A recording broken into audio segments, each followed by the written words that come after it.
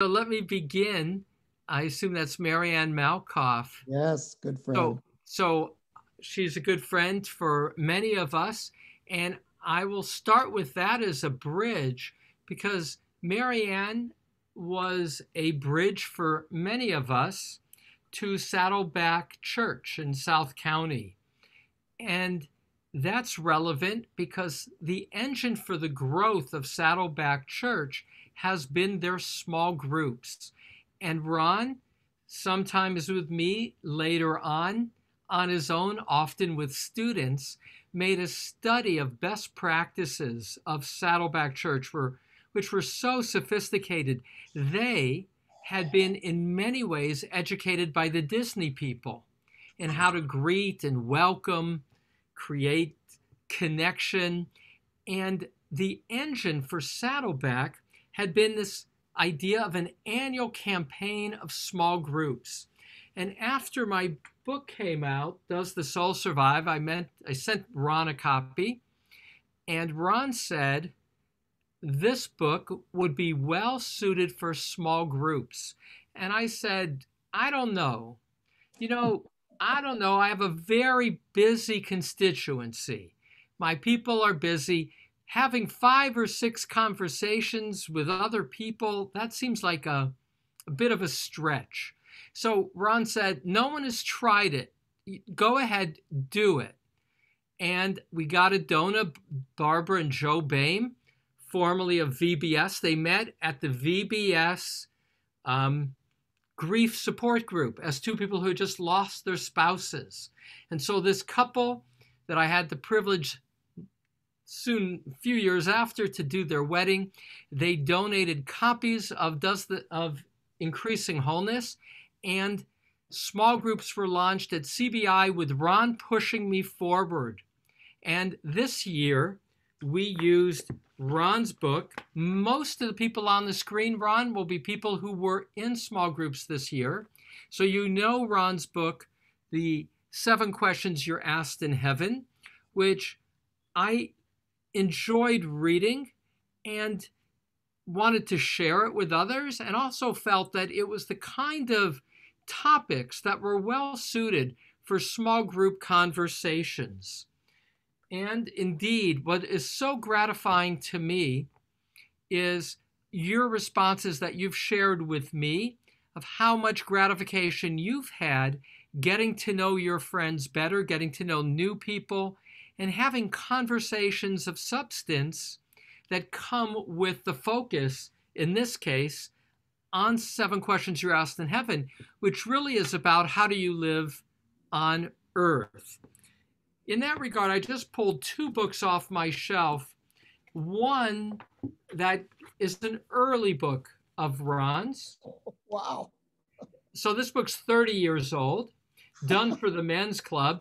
And one of the things that Ron, Professor Wolfson, who teaches at American Jewish University Education, was a pioneer of, is empowering people to relate to Hanukkah, to Shabbat, and it wasn't a professor speaking. What was distinctive about these books is harvesting friends and, people who were active Jews, for them to tell their stories, along with Ron giving some context from a more scholarly point of view, to truly empower people to own the rituals. And that kind of led to Ron creating something called Synagogue 2000 and later Synagogue 3000 with another wonderful teacher from Hebrew Union College, which for the non-Orthodox community and some even in the Orthodox, modern Orthodox community, became an institute for best practices that included in time small groups. And his most recent book in that trajectory, The Relational Judaism Handbook, which indeed has a little bit about small groups in it, the benefit of small groups. And in that regard, Ron continues to be on the cutting edge of Jewish life in America, which always has the same through line, which is how do you get the Jewish community as an extended family to claim and own rituals as their own? And how do you, with things like small groups, empower people to know that they too are teachers of Torah to each other? And so, with that, one last comment, and then I will stop. And that's to say, for rabbis, there's a big responsibility, as for professors of education, to teach our tradition. But the greater challenge is living a life that's a text beyond the text. And I shared in the letter of invitation for tonight that Ron is, for me, one of those text people, as Abraham Joshua Heschel referred to great teachers, that their lives become a text. And particularly of significance is, as I shared, Ron's recent gift to his beloved wife, Susie, of 50 years. And although it had been planned for a while with lots of waiting, it happened to be that Ron donated a kidney that was then part of a process to allow his wife to have a kidney transplant. But I like to think of it as Ron's anniversary gift for his golden anniversary to Susie. And Ron shared with me, as we prepared a little tonight, that that too has a story with a Jewish connection. So at this point, our beloved teacher, Ron Wolfson. That's very sweet. Thank you very much. Thank you, Rabbi Spitz. I'm going to start with an absolutely true story, and the true, because I only tell true stories. Rabbi Eli Spitz is the best rabbi in the United States of America. So I just want you to know that. I know hundreds and hundreds of rabbis through my career. Your rabbi is by far the best rabbi in the United States of America. He is, and Shirley, don't say anything to Rabbi Feinstein. Okay. But you are, Ellie, because I'll tell you why, all of you who know and adore this man. Because every time we've had a conversation, I learn something. Every time I'm in his presence, I feel spiritually uplifted. Every time I suggest something to him, as in the case with small groups, he thinks about it, and then he says, you know what? I'm willing to go on to the cutting edge in my rabbinate and with my people. And I have visited your congregation. I was there for Yom Kippur service at one point to hear Rabbi Spitz teach. And he is the most remarkable human being. So thank you, Rabbi, for inviting me and for introducing my book to all of you wonderful people. I have to say a shout out to Rabbi Funberg as well, who is, I'm so proud of, to be in the leadership of the Jewish Educators Assembly. I'm a Jewish educator. I am not a rabbi, but that's a big honor to you and your community for sure. And Ron Horn, I have to tell you, I love your dogs.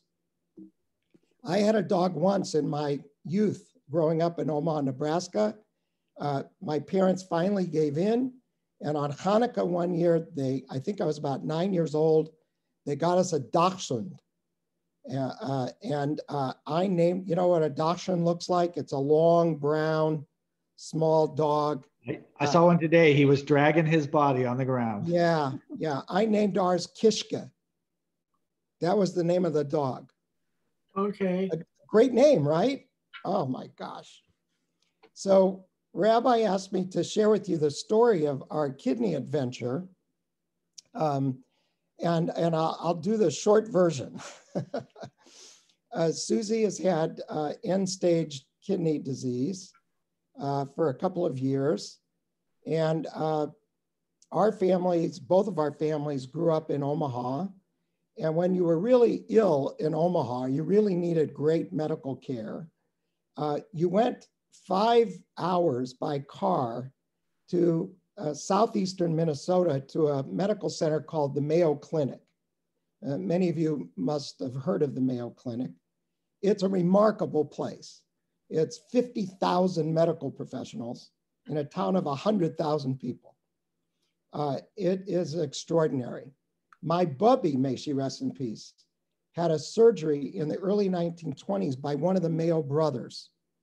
My mother used to tell this story. She was the baby of 4 girls. And she used to tell the story that when she was in elementary school, her mother had had this surgery in Rochester, Minnesota.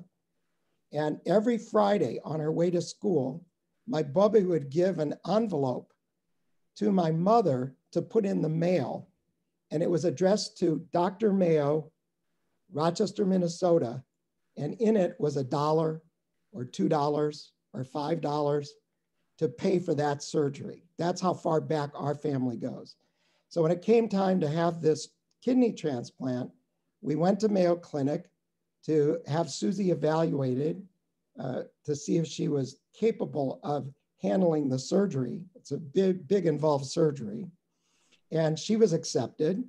And we had hoped that I could donate my kidney directly to Susie because thank God I'm in pretty good health. But we found out in the original evaluation, even though we have the same blood type, A positive, our antibodies don't match. And we were curious why that is the case. And the doctor floored us with his answer. He said, you don't have the same, you can't do this transplant directly, Ron, Mr. Wolfson, because you impregnated your wife. I said, what? He said, yeah, because when you impregnate your wife, your antibodies go into her body. And if your kidney were to show up in her body, it would likely be rejected. So we were disappointed, of course, but Susie had the best line when she got this news. And every single medical professional, these great scientists who heard this story went the same way you're going to go, even though we can't hear you. Oh, how sweet.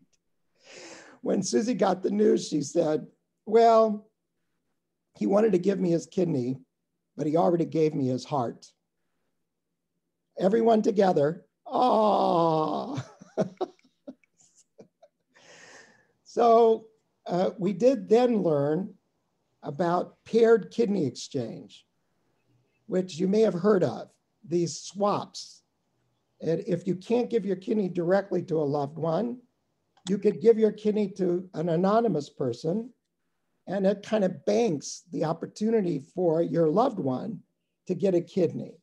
And Mayo has 3 locations, Rochester, Minnesota, Jacksonville, Florida, and Phoenix, Arizona, Scottsdale. So they do 800 kidney transplants a year between those 3 locations. So we were accepted to the Rochester, Minnesota location. And we showed up on February 10th last year for the surgery, Susie's transplant, which was to take place on February 13th. And the kidney that was donated to Susie was coming from Jacksonville, Florida. And unfortunately, Rochester, Minnesota in the middle of the winter is iffy with the weather. And so is South Florida with rainstorms and tornadoes and stuff. Well, long story short, Susie's kidney was put on a plane at 6 in the morning in Jacksonville, Florida, and did not arrive in Rochester, Minnesota until 2 o'clock the next morning on February 14th. It was 18 hours in transit. And we were so nervous about it, but finally her kidney arrived. It was transplanted successfully, but unfortunately, 48 hours later, the doctors discovered a kink in the artery that connected her kidney to her body, and she had a second major surgery 48 hours later. And that really set her back. And for a variety of complications, we were in Mayo Clinic for 7.5 months, including during the pandemic shutdown We didn't even know how we'd get back to California. So it was a long story. A week later, after Susie's transplant, I donated my kidney, and it went to a woman in Jacksonville, Florida, who I don't know, completely anonymous. But they invite you to give your email to your recipient. And a day later, after she received my kidney, I got the most wonderful email from a wonderful woman who had a 3% chance of finding a suitable match for herself, 3%. She expressed her deep gratitude, and believe it or not, when she saw my name, she Googled me, learned that I wrote books of what she called Jewish wisdom, and she wanted me to know that she was married to a Southern Baptist minister in Florida. She herself, who by the way, Rabbi Spitz, went to the same seminary as our friend Rick Warren, Pastor Rick Warren. They're friends. How about a small world story there? And Sally, her name is Sally, was a teacher in her religious school, in the Sunday school. And she concluded the email by saying she was so thrilled, so blessed to have received a Jewish kidney. I think that's the most funny, sweetest thing I've ever heard. And in my honor, she named my kidney in her body Solomon, because I write books of Jewish wisdom, like the 7 questions you're asked in heaven. So I'm just thrilled that you all got a chance to read it. I'm thrilled that you met in small groups.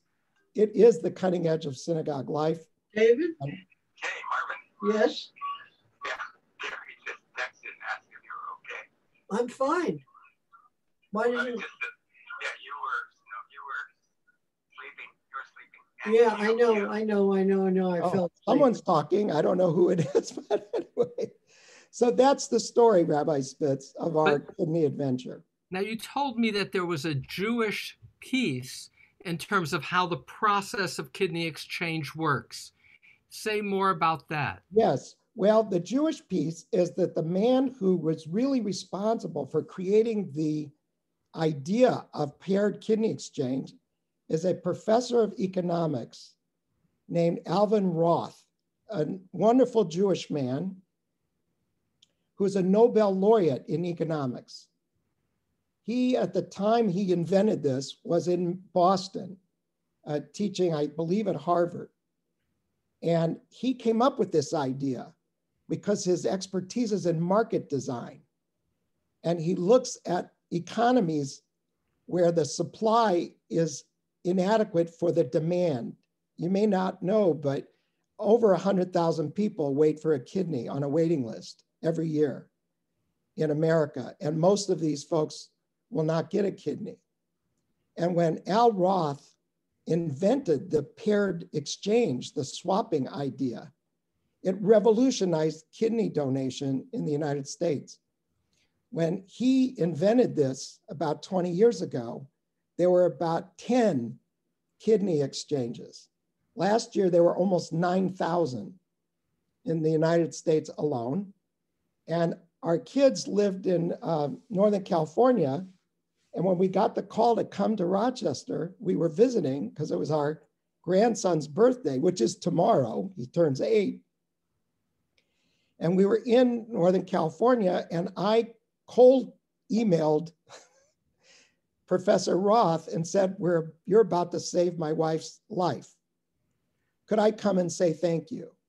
So the next day, he invited me to come to his office at Stanford.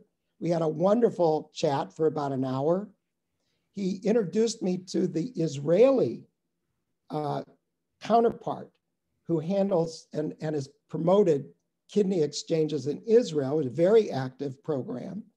And it was just a thrill for me to meet this wonderful Jewish Nobel laureate who has saved so many lives of people that are suffering with kidney disease. Now, in our little exchange, you linked the kidney gift to one of the 7 questions you're asked in heaven. Yes. So why don't you explain that? Yeah.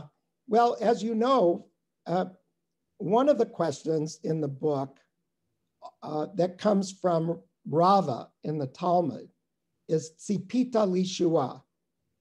Did you hope for salvation?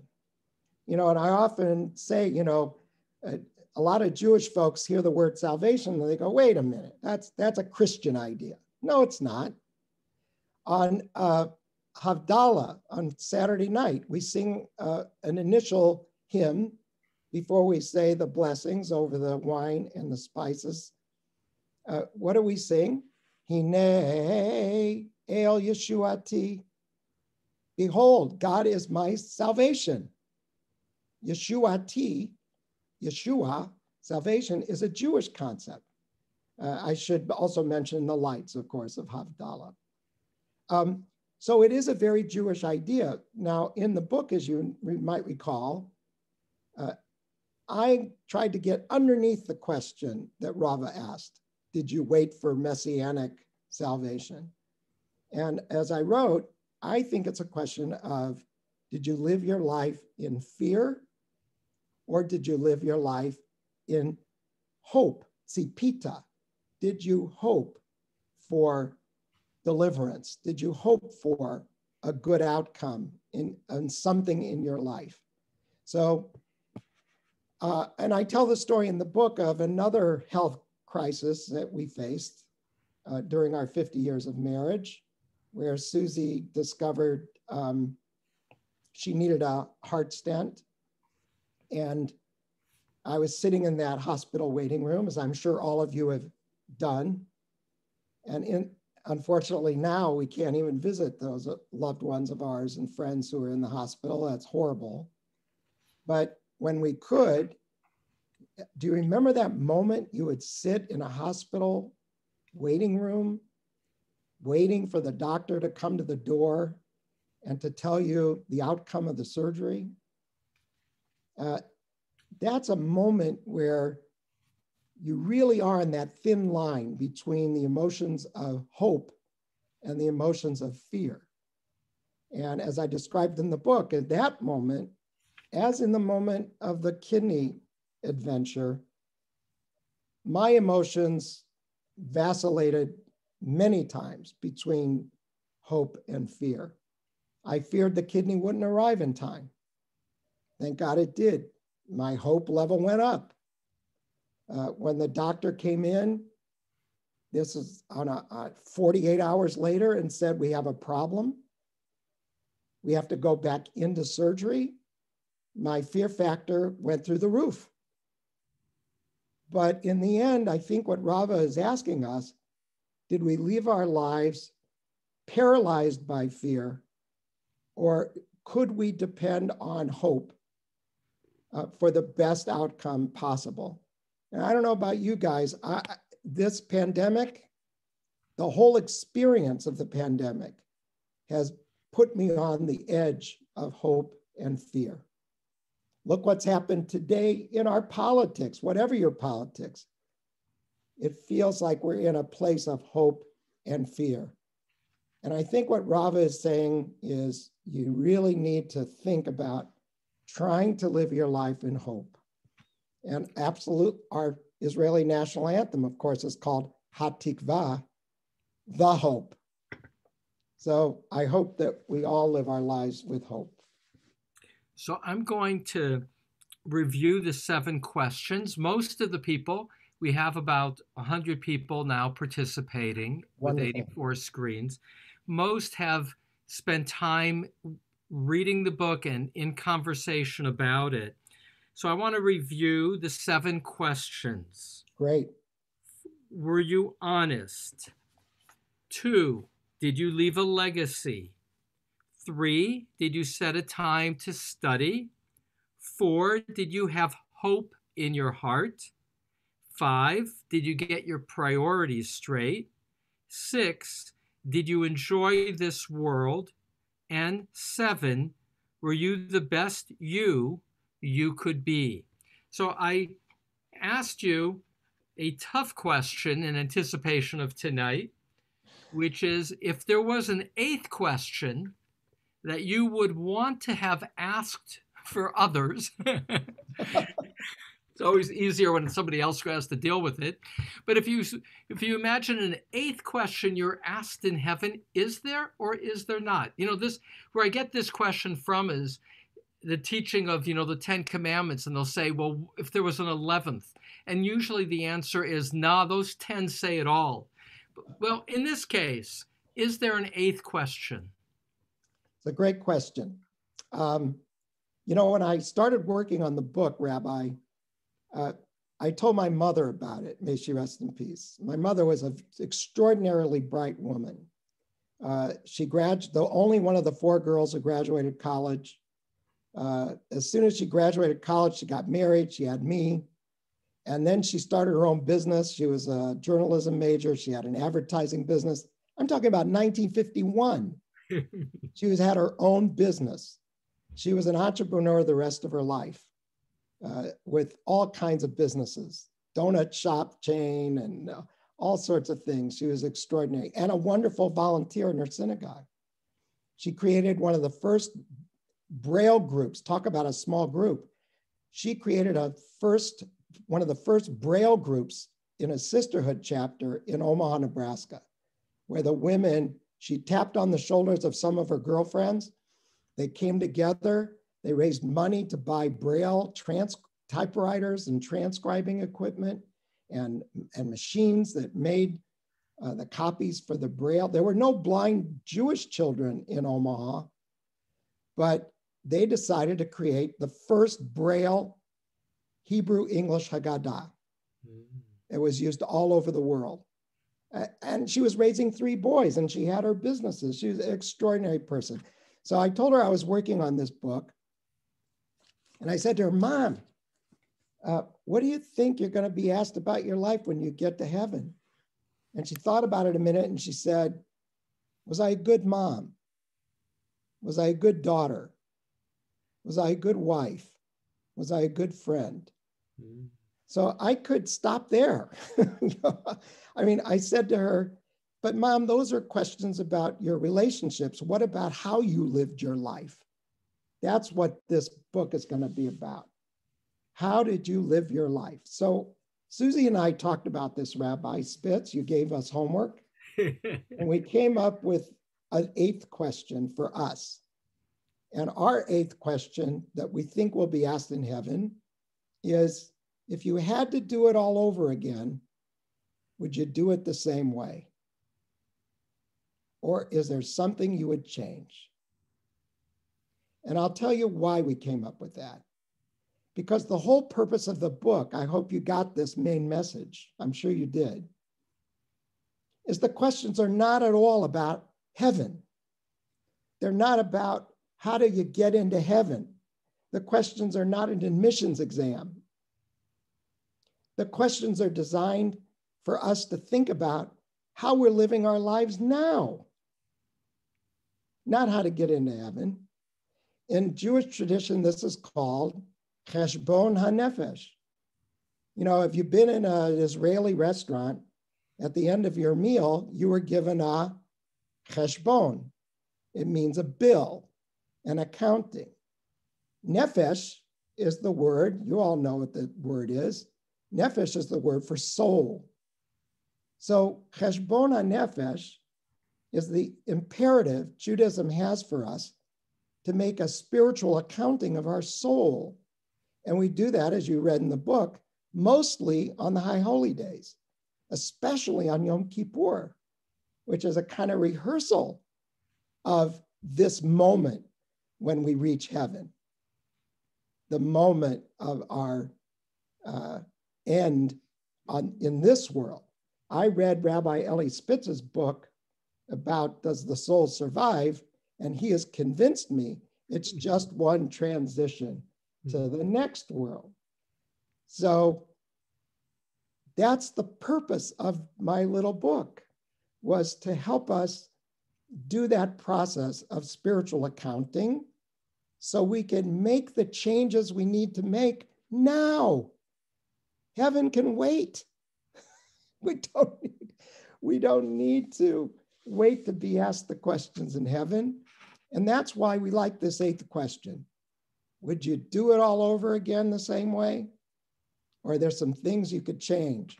And if there are things you could change that you think you would say when you get to heaven, think about changing now. That's good. That's very good. Well, many of, if not most, many of our participants have been in small groups, and we've invited them to Wonderful. ask you some questions. Sure, So I'd love I'm that. going to open up my screen a little bigger, but we have 6 screens, which means I can't always see who's on the screen. To write it, you can either write a question at the bottom of your screens. It probably says more. And if you click more, there's room to put a chat question. Or if you want to unmute yourself and ask it directly, you may do so as well. So go right ahead.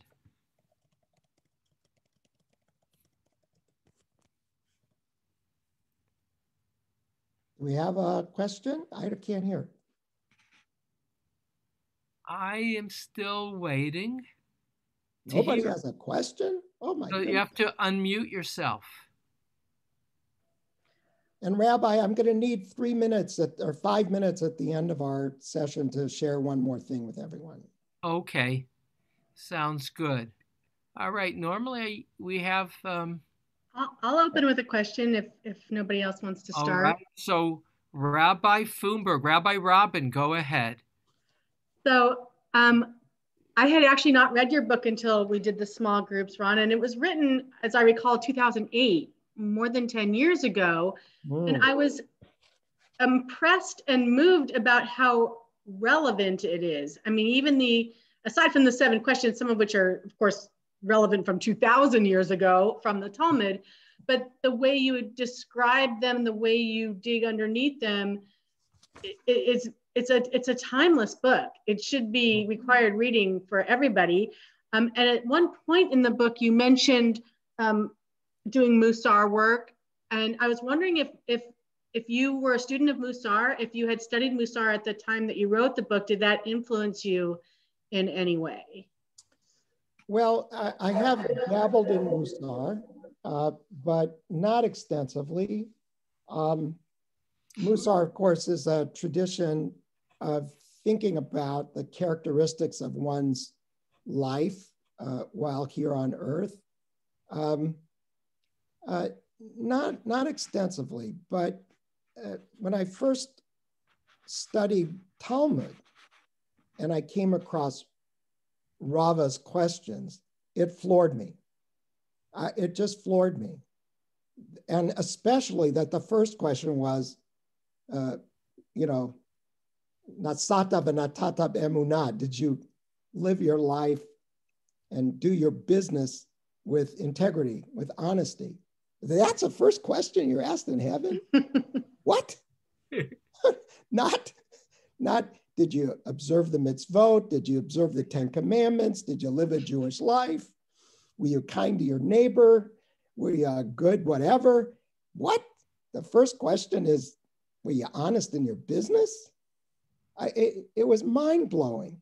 And yet I discovered after studying some Musar and thinking about Rava's question further, that really honesty is the basis of all relationships, which are in fact centered on trust. So if you can't trust the people in business that you deal with, how can you trust anything else? How can you even live your life with trusting God? I mean, how can you trust any of your relationships if you're not honest in all of your relationships? So I think Rava was onto something that he started with business and honesty. That's a good question. I'd love to study more Musar. By the way, Alan Marinis, who I've met, and I studied with him at one point at a conference, has, of course, done many books about Musar. And again, your own Rabbi Spitz is one of the great teachers of Musar in his own inimitable way.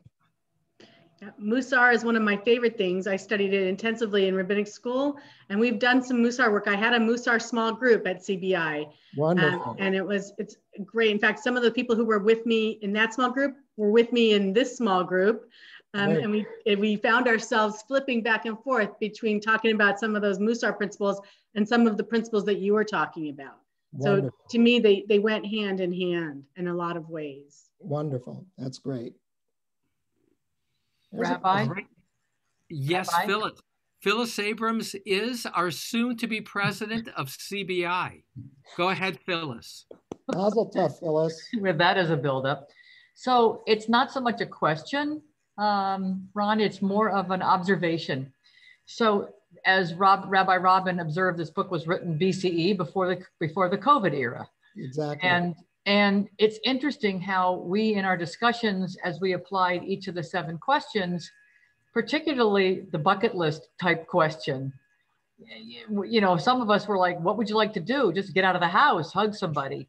But we also really found ways to apply what the deeper meaning was to how we could be a better person during this COVID situation, and really focus on what did you learn? How can you apply those principles? What did you learn?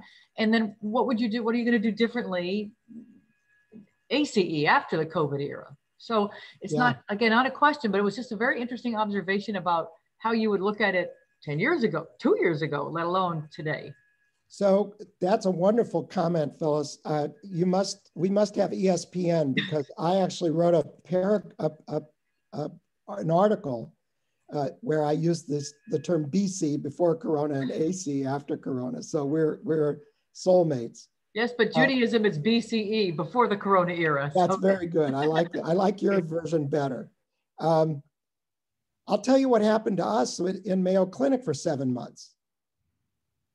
And how this point changed our thinking. You know, we had a Caring Bridge site. Does some of you know Caring Bridge? Could I just see hands? Caring Bridge is a platform to report on some health issue that, you know, you'd like to share in one post instead of writing, you know, 100 emails to your friends and family. We had a Caring Bridge site that had 153 posts, 23,000 unique visits over the 7.5 months. It's going to be the basis of my newest book, which is actually with my editor in Jerusalem at this moment. The book about our kidney adventure is going to be titled A Tale of Two Kidneys. It was the best of times, and it was the worst of times. Can you imagine being at this world-class medical center as one of the few patients there? A place that had thousands of people in employee and thousands of patients every single day. And we were on our own. For 6 weeks, we were the only people staying in a hotel room at the Hilton Hotel. Susie and I would walk out the room on the 8th floor where no one else was living, and we'd walk down the hall. And I don't know if you remember the movie The Shining, but I said to Susie, if you see twins at the end of the hall, run for your life and don't go near the elevator. Here's what we learned, Phyllis, about being isolated during COVID, a couple thousand miles away from our home and our family. We would get the Caring Bridge responses, which were lovely. We would get lots of emails every day, lovely. We'd get phone calls, which were better than the emails and the electronic messages.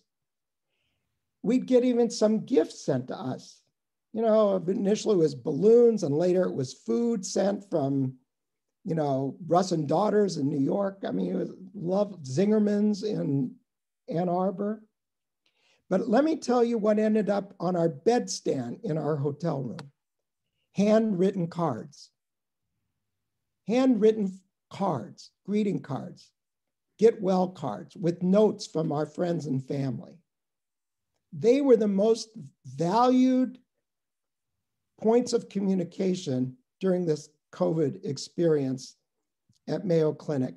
And when I consult with synagogues who are eager to learn what we could be doing as spiritual communities during this pandemic, which is going to continue for several months at least, perhaps even well into 2021, I say, ask yourself, are we connecting with our people, not just through the Zoom and not just through our wonderful programming, but are we making those phone calls to our friends and our fellow members? Are we sending them notes? Are we making sure they've got food? I'm sure you're doing all that at CBI because you're a fantastic community, but it's really something that stayed with us after the experience being locked down in Mayo. So I want to just add a chat question. So again, I encourage people to do chat questions as well. This one was sent to me privately, so I won't say the name of the person, but it's somebody I know and admire. And I'm not sure if he wanted me to answer it, but I would rather have you, Ron, which Sure. is, he writes, our group struggled the most with the setting times for Torah. That's one of the 7 things you're asked. Did you set aside time for Torah? Why do you think that's, for their group, such a difficult question? Well, that question is really interesting because I think the layering of it, as you know from the book, for me, was 2 things actually. One is that certainly Torah, broadly defined, is what all of Jewish education and all of synagogue life is about. Because if you learn Torah, it's a guide for what I've called path to meaning. Meaning is the question of, what's it all about, Alfie? Any of you remember that song? What's it all about, Alfie? Purpose. Purpose is, what am I supposed to do with my God-given talents and skills to make the world a better place, to continue the work of creation? Belonging, which is the core of a sacred community like CBI, and a path to blessing, to enjoy, not just enjoy, but to sanctify the many wonderful blessings we have in our life. So if you adopt Torah, if you learn Torah, it's a wonderful path to a meaningful, purposeful, engaged, and blessed-filled life. The fixed times, I think what Rava was after is, if you don't fix the time, you're not going to do it. Maybe that's why the rabbis invented Shabbat morning Torah readings, because you would have a weekly, not just Shabbat, but 2 other days of the week, Monday and Thursday morning. You would have fixed times to hear these ideas, these instructions for living a meaningful life. So in our very busy lives, even during COVID, to have that designated time to do the study, it seems to me, as difficult as it is, if you do it, if you have a chavurah, a chavruta partner, another person to study with, you have your small group, even though it's difficult to do regularly, it's like anything else. You really want to get your body in shape, you're going to do that exercise religiously. You really want to lose weight, you're going to follow that diet religiously. Same thing with this. So thank you. I want to invite another question from our community. I don't have a question, but I have a quick comment that I want to tell Ron because I think he'll appreciate it. So Debbie Moline is our Federation Jewish Education. Not Federation, the Jewish Community Center of Orange County. Oh, thank you. That's worth a distinction. Our But JC Jewish Ron, Education. I'm sending you, tomorrow I'm shipping you a big box of. Oh, thank you, Debbie. Thanks for discovering those. Thank you. I wanted to just tell you something quick that happened during our small group, which was so ably led by Beth Elster. We had a member of our small group who we didn't know very well, a new member of our community. And sadly, her father passed away from COVID. I think in between session 4 and session 5, she missed one session. And we didn't know her that well. And obviously we didn't even know her father. But when she came back in session 5, we asked her to tell us about her father. And Beth put it best when she said, "Susan, I know that your dad is acing those questions right now." And it was a moment of levity, but it was also a great framework because this person was able to really talk about her father and feel very comforted by the fact that he could ace those questions in heaven. And I think that it's a comforting book. I mean, obviously it's not, when you're in mourning, you don't want to be given reading assignments, but I know that I will always keep in mind when I go to a Shiva or when I'm talking to somebody about a person who has passed, that it's nice to know that the people we love are able to answer those questions in the affirmative. Oh, thank you, Debbie. That's beautiful. What a great story. And Rabbi, before, I know we're getting towards the end of our time together, I think, but yeah, I'm putting my email in the chat for everybody. And if you can't see the chat, it's very simple to remember. It's Ron Wolfson 1234@gmail.com. And I'd like to invite any of you who would like to get an autographed book plate for your book. If you send me an email to that address with your snail mail address, I'm happy to sign a book plate to you, personalize it. I'll send it in the mail to you. So now that we've established this wonderful relationship. So I'm going to invite one last question. Is that Roberta? Go ahead. Well, actually, Roberta. I'm going to yield my question to him, who had his kidney removed January 3rd due to cancer. Oh, wow. Last January 3rd, 2020. So 2020 started out horrible for us to begin with. Before Maury asks his question, I just 2 quick comments. One is to react to Debbie's story with Beth and the group and be reminded of the great value of having had small groups as a context for people to share and to support each other. Maury was part of our men's group. Our men's club had a small group, and it was very gratifying that our men were getting together on Sunday mornings. Go ahead, Maury. Okay, in light of the wonderful things that are going on around us right now, between the politics and the COVID, things are, shall we say, rather interesting. So my question is, if you were going to write the book today, what would you change or add or subtract as a result of what we're going through with the politics and the COVID? That's a wonderful question, Maury. And you look terrific. I hope you're in good health and you've got great care and you've got a wonderful partner there. So all good things. And I think I would have expanded this chapter about Sipita Lishua. Did you live your life in hope? I think that's exactly what we're facing right now. And it's not easy. It's not easy to fight the fear that you have. It can be paralyzing.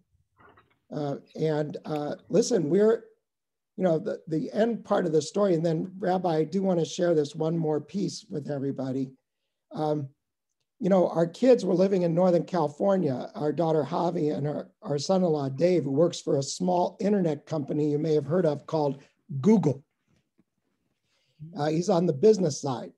So we're stuck in Mayo Clinic in Rochester, Minnesota. We have this home in Densmore Avenue. We told Javi and Dave and our 2 grandchildren, who were stuck in a 3-bedroom apartment locked down near Mountain View in Northern California, why don't you come down to Encino and live in our house? Because we're not going to be able to get back to LA for a while. So they did over the summer. And then Google announced that they didn't have to come back to the office till July 1st. It's now been pushed to September 1st this year. So we said to Javi and Dave and the kids, just continue living in our house. But where are you going to stay when you get back to LA? We said, we'll find a place to stay. So we are now living on the campus of American Jewish University in a 1-bedroom apartment. And because our house is now occupied territory. And they are loving living in our house. And we are thrilled. Why? Because even with all the fear we feel in actually leaving this little apartment of ours, there is a hope of coming together with our grandchildren and our kids tomorrow, because we're in a bubble and we're going to celebrate Gabe's 8th birthday. And we are alone together, like all of us. We are alone together. And that you were all involved in small groups, I'm sure, I hope, I pray, that alleviated some of this angst that we all have, this fear that we have, that we're living through, and gave you hope in the relationships that you've built. So Rabbi, the last thing I want to share with you comes from this book that I wrote called The Best Boy in the United States of America. This is my memoir. Which I have read and recommend. A very sweet read. Thank you. This little guy here is Ronnie Wolfson, dressed for Purim in his cowboy outfit. I think I was 8 years old in the picture. And this is a series of stories that I like to tell about the very, very exciting, wonderful, and I think quite blessed life I've been able to lead. And there's a story of how I met Susie and our romance and our crises and how we've overcome the obstacles in our lives and my work in Jewish education and so on. But the end of the book is a story about my mom. And since I started with a story about her, let me conclude with that.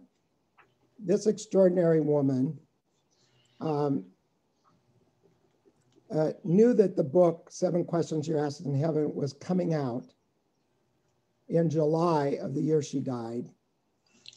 And we were called from Los Angeles to run to Omaha because she was delirious in the hospital. She recovered and lived another week before she passed away.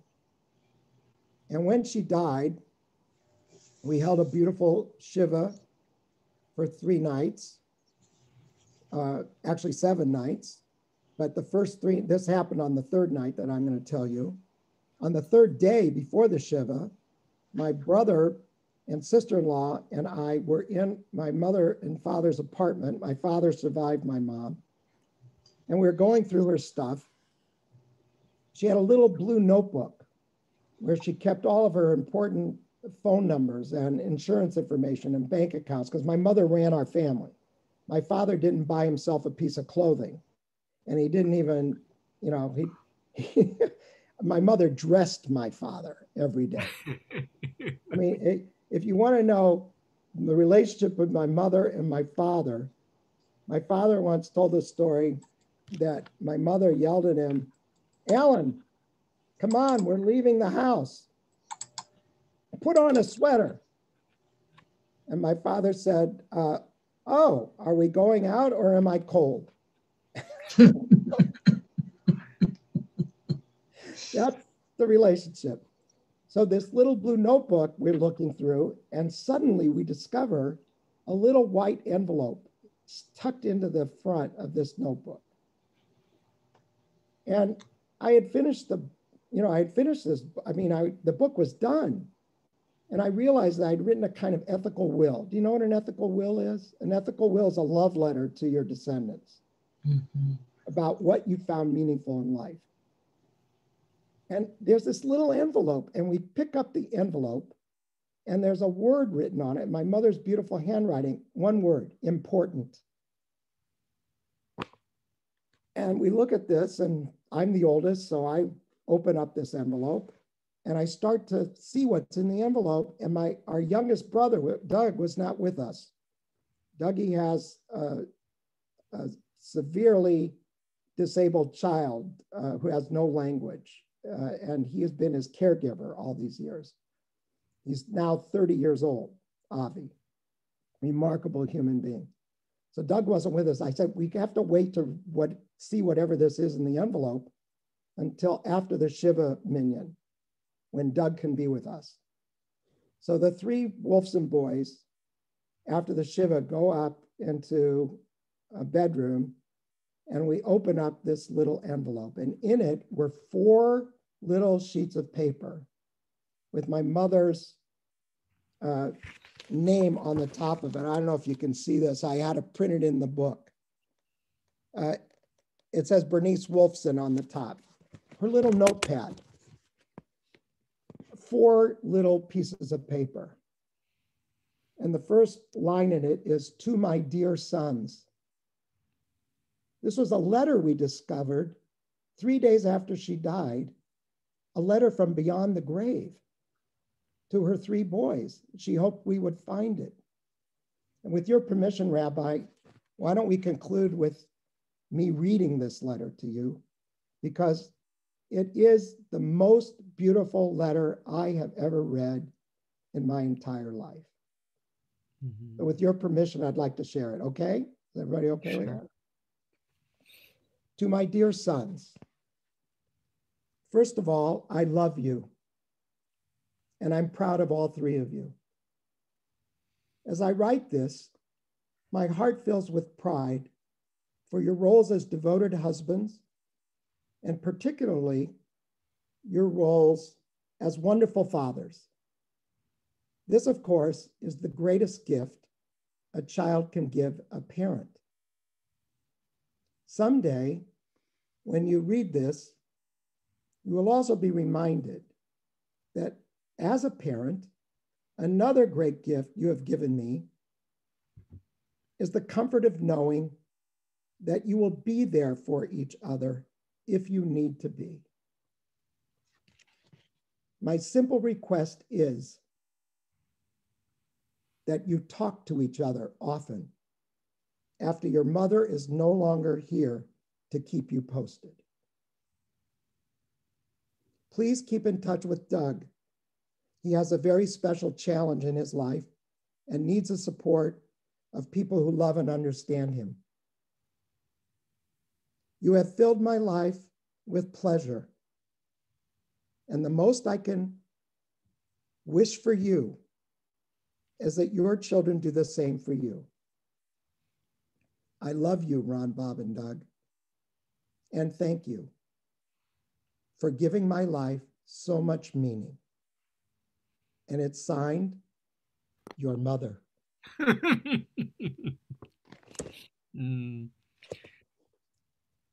Thank you for reading the book. Write a letter like this to your loved ones, and God bless you all. You're blessed, Ron, to have had such an extraordinary mother, and we are all blessed to have both her presence through you and your presence. A couple of thank yous before I pull it all together, and that's I want to thank Batya Swed for coordinating this year's small groups. I know Batya is one of those and participating. It couldn't have happened without her, but it couldn't have happened without each of you who are part of our small groups. I am so grateful that we have a community of people that enjoy each other and that grow together. I also want to acknowledge I saw Mel Malkoff. I haven't seen Mel for a while. He's in Seattle. But for Ron and I, he's been an important friend as well. So to Ron, finally to you, this is your gift to us. It is a gift we all cherish. Thank you. Thank you. Thank you. Be well, stay safe.